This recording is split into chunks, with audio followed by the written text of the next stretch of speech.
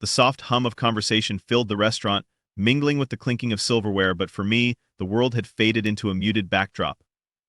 It was our favorite spot, the place where Sophia and I had shared countless meals, laughter weaving through the air like delicate threads binding us together.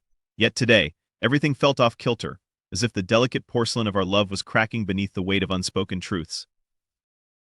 I glanced up from my half-empty glass of Merlot to catch her avoiding my gaze, her eyes trailing out the window where the city buzzed, oblivious to the storm brewing within our lives. She was late in returning to the table after excusing herself to take a phone call, her tone overly bright yet laced with something I couldn't place it. Anxiety coiled tightly in my stomach, the nagging sensation of paranoia worming its way in.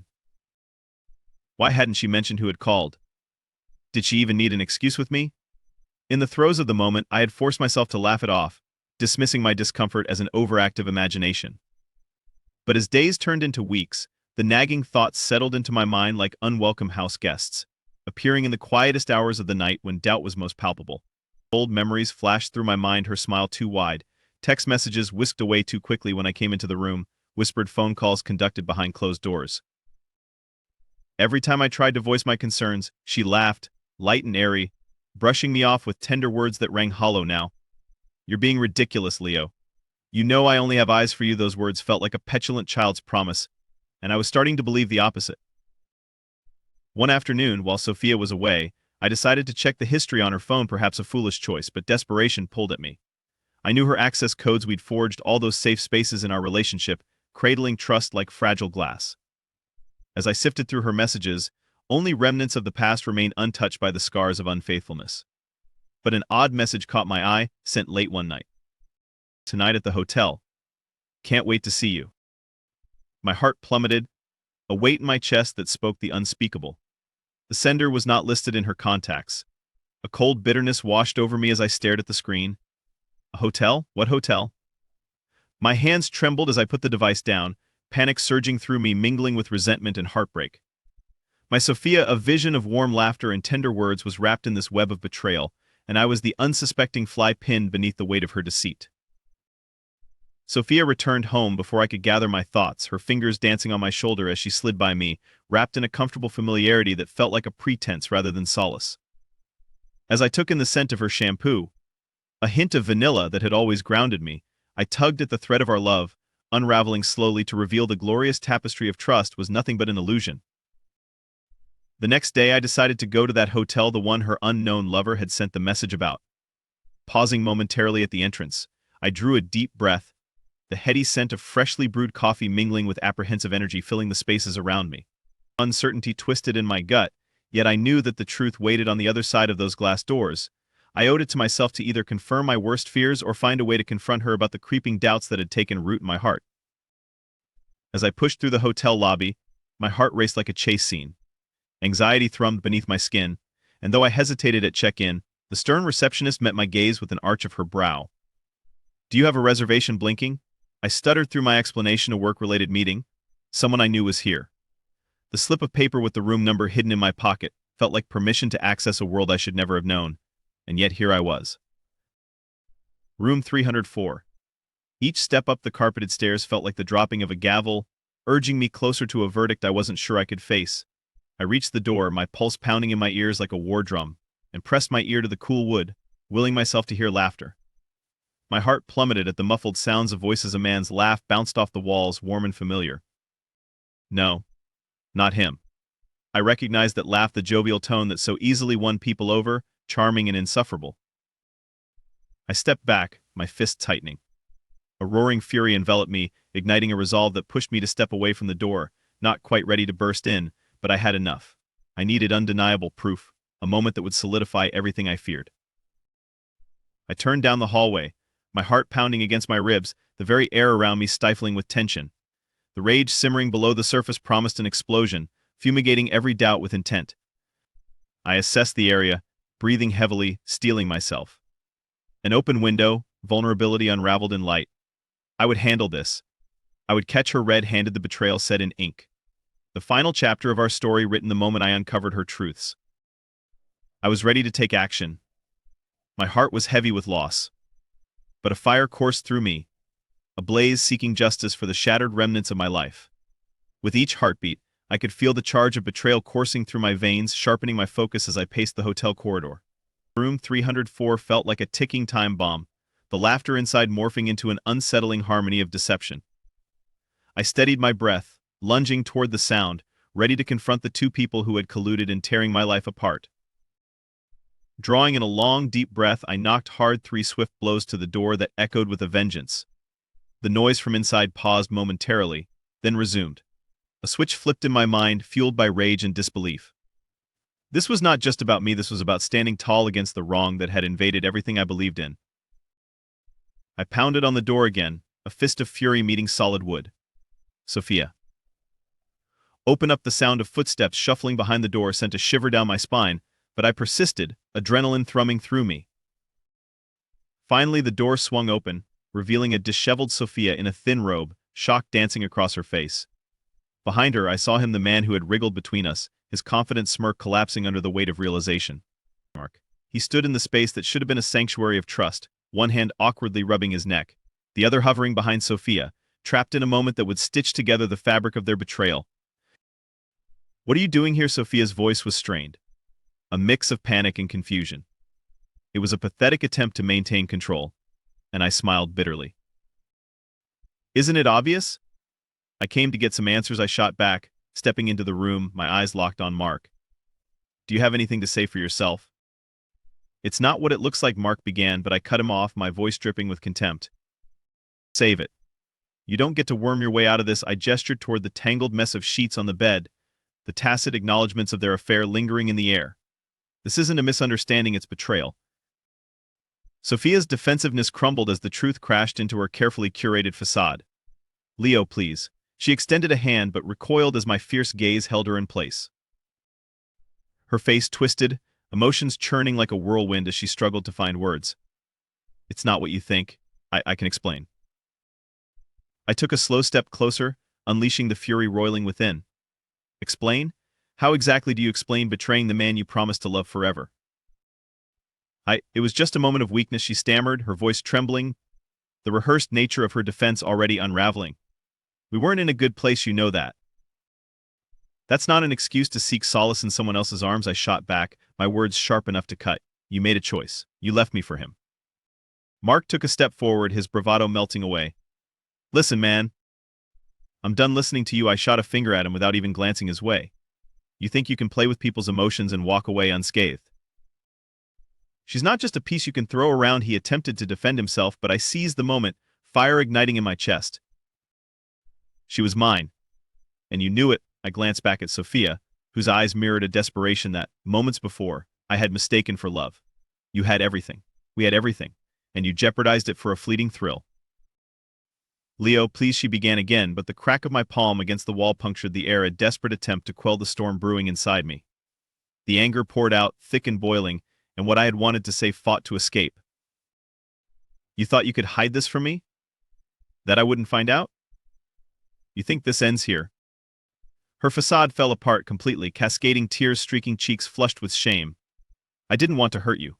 I thought it was over between us. We were drifting apart." What she said crumbled into nothing, sudden revelations flooding my mind. Was there truth in her words? But I shook the thought away. Maybe I had taken her for granted, but there wasn't room in love for infidelity. "You made your choice, Sofia. Now I'll make mine." In that moment, clarity washed over me like a cool breeze after a storm. I was going to take control of this situation. I would expose their secret, unravel whatever illusions remained tethered in our lives. "Consider this a warning," I said, my voice low, simmering with intensity. I turned toward Mark, the anger morphing into calculated determination. "I won't allow you to toy with our lives any longer." With a swift motion, I pulled out my phone and snapped a picture of them, Sofia enveloped in deception, Mark caught in the aftermath of a storm he hadn't anticipated. "Everything you built together, your precious little affair, is going to come crashing down. I'll make sure everyone knows how you betrayed me, Sofia. Everyone." "What are you talking about?" "You wouldn't." Her voice wavered, but I couldn't recognize the woman I'd loved, the certainty replaced by fear.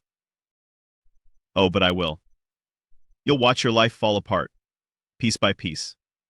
"And as for you, Mark," I shifted my gaze back to him, anger and satisfaction coiling together. "You'll find a way to mend the rift you created, only to watch it perish in smoke."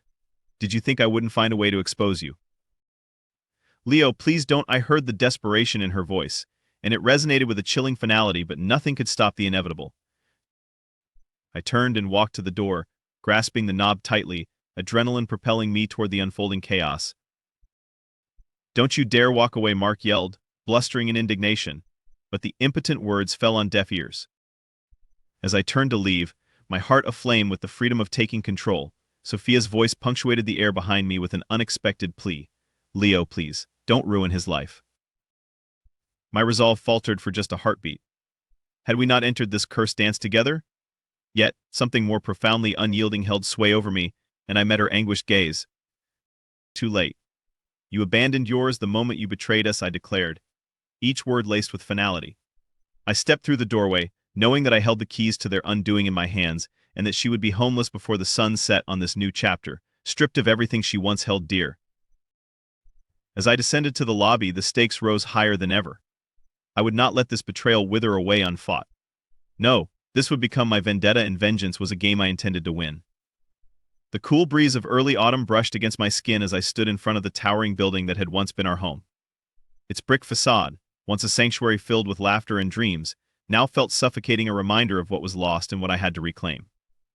I shifted my gaze to the window where a glimpse of movement caught my eye, a flash of blonde hair that sent a pang of bittersweet nostalgia through me. Sofia was inside, hunched over a desk, sorting through the remnants of her life. The legal papers scattered around her suffocated her spirit, much like how the weight of betrayal had pressed down on my heart. I didn't envy her, I felt pity.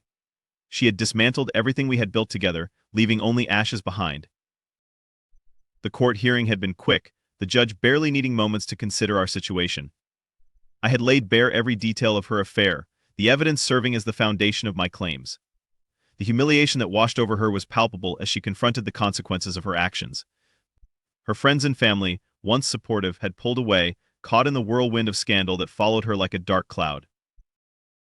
Their unsolicited pity I couldn't bear to witness. With every whispered conversation in hushed tones, every averted gaze in the neighborhood, the isolation amassed like an insurmountable wall. If I could detangle threads of betrayal from my heart, surely I could let her understand the gravity of her choices. I thought about the humbling experience she'd undergone since then, living in a small studio that barely fit her, scrambling for job interviews that never seemed to pan out. The once steady, busy life she had been so proud of crumbled into a disarray I found bittersweet. And while every part of me felt that she deserved the fall from grace, an echo of sympathy tugged at my spirit. With steady steps I approached the entrance, the door opening with a soft click, and I was enveloped in the faint scent of lavender that lingered from our earlier years. For a moment, that scent choked me with memories before I forced my composure to stick. I rapped my knuckles against the door. The soft shuffle of feet echoed before the door cracked open, revealing Sofia's surprised face, disheveled and tired, yet defiant. Leo, she breathed, stepping aside, her vulnerability evident. What do you want? To my surprise, I felt calm, almost detached from the emotional whirlwind that had once raged inside me. No longer was I the enraged husband seeking vengeance. I was someone who had reclaimed his sense of self, and now it was time for her to face her truth. I wanted to see how you were doing, I said, keeping my voice steady, feeling like an apparition haunting the life we once shared. A flicker of guilt crossed her features, quickly masked by an expression I could only interpret as guilt. Why? To gloat. Not at all. I came to make sure you understand the gravity of the choices you made. I took a step forward, the thin walls of her new life exposed. You've lost everything. Your friends won't touch you. Your career is on hold because of the fallout from what you've done. Do you grasp that? She opened her mouth to speak, but the sound died on her lips. Emotions battled within her eyes, defiance giving way to a spark of shame. I'm not asking for your pity, Leo. I'm not here to offer pity, I shot back, this steady resolve anchoring each word despite the turmoil below my facade. But you need to understand that I'm not the one who ruined your life. You did that all on your own by choosing David over us. Her shoulders sagged like the weight of the world sat on her chest, and for the first time I saw that familiar spark extinguished by the shackles of regret. I never wanted this, she whispered hoarsely, her voice cracking. I thought it was just something I could hide. Betrayal doesn't stay hidden, Sofia. It seeps into every cell of your being. It destroys everything surrounding you. I held her gaze, forcing her to confront the truth without the veils of excuses. I learned that too. I thought I had a life mapped out with you, a future we'd built piece by piece. I couldn't see things were falling apart until it was too late. Her silence loomed heavy, punctuated only by the sound of my breathing, the weight of old memories clashing against the harsh reality we stood in now.